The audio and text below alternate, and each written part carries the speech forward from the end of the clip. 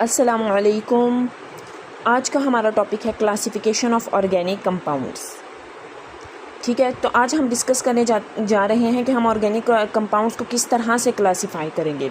Organic compounds होते हैं, अगर हम ऑर्गेनिक कंपाउंड्स की डेफिनेशन को देखें तो ऑर्गेनिक कंपाउंड्स हमारे पास वो कंपाउंड्स होते हैं जो एक लार्जेस्ट कंपाउंड्स हैं, जिनके अंदर हमारे पास कार्बन एटम, हाइड्रोजन एटम और other elements like oxygen, sulphur, chlorine वगैरह मौजूद होते हैं, पाए जाते हैं। ठीक है, तो हम देखते हैं कि अब हमने इन ऑर्गेनिक कंपाउंड्स को क्लासीफाई किस तरह से किया है। आपको यहाँ पर नज़र आ रहा है कि हम देख सकते हैं कि ऑर्गेनिक कंपाउंड्स को हमने दो तरह से उसकी मेन क्लासेस में क्लासीफाई किया है, ओपन चेन और एसाइक्लिक कंपाउंड्स और क्लोज्ड चेन और साइक्लिक कंपाउंड्स। ठीक है, सबसे पहले आप देखें कि ओपन चेन और एसाइक्लिक कंपाउंड्स क्या होते हैं। ये बात आपको वाज़ेह तौर पर समझ आ चुकी होगी इसके नाम से ही कि ओपन चेन का क्या मतलब है कि जिसमें जस्ट एक स्ट्रेट लाइन स्ट्रक्चर मौजूद हो।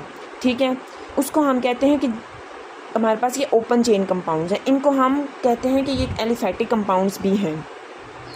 दूसरी जानिब हम देखें तो ओपन कंपाउंड्स दो तरह से क्लासीफाई किए जाते हैं, एक स्ट्रेट चेन और एक ब्रांच्ड चेन। ठीक है, स्ट्रेट चेन में आपने क्या करना है, जैसे कि आपको नज़र आ रहा है कि ये कार्बन और हाइड्रोजन एटम की अटैच्ड हैं इन ऑल्टरनेटिव, कार्बन और हाइड्रोजन एटम्स अटैच हैं सिंगल चेन में। जैसे कि हमारे पास ये है एन ब्यूटेन, 1 ब्यूटीन और 1 ब्यूटानॉल। अब हमने इसको 1 ब्यूटीन क्यों नाम दिया, क्योंकि इसके हमारे पास फर्स्ट कार्बन के साथ 2 डबल बॉन्ड मौजूद है। ठीक है, और इसको हमने ब्यूटानॉल क्यों कहा, इसको हमने ब्यूटानॉल इसीलिए कहा कि इसके साथ हमारे पास कौन सा ग्रुप मौजूद है, अल्कोहलिक ग्रुप। नेक्स्ट हमारे पास हम स्ट्रेट चेन के साथ अब हम आते हैं ब्रांच्ड चेन पे।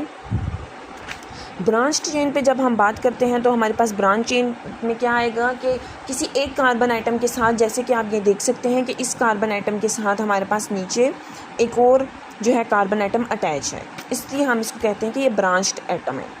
ठीक है, उसके बाद नेक्स्ट हमारे पास दूसरी इसकी क्या थी, क्लोज्ड चेन कंपाउंड्स और साइक्लिक कंपाउंड्स। इसमें भी फर्दर हमने इसको दो तरह से क्लासीफाई किया, मोनोसाइक्लिक और हेट्रोसाइक्लिक। मोनो मीन्स होमोसाइक्लिक और heterocyclic. Homo means same and hetero means different.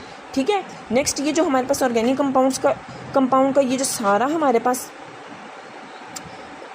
Table है, ये चेन हमारे पास, हम इसको कह सकते हैं कि ये क्लासिफिकेशन ऑफ ऑर्गेनिक कंपाउंड्स की एक की चेन है, जिसको हम जो बहुत इंपॉर्टेंट है हमें, जो हमारे पास बोर्ड के पेपर्स में शॉर्ट क्वेश्चन आंसर्स में भी आ सकती है। इसी तरह हम एग्जांपल्स देखते हैं होमोसाइक्लिक की, जिसको हम कार्बोसाइक्लिक कंपाउंड्स भी कह सकते हैं। ठीक है, होमोसाइक्लिक कंपाउंड्स भी हमारे पास दो तरह से डिवाइड हुए हुए हैं, एसाइक्लिक कंपाउंड्स और एरोमेटिक कंपाउंड्स। एसाइक्लिक कंपाउंड्स हमारे पास वो कंपाउंड्स हैं which contain a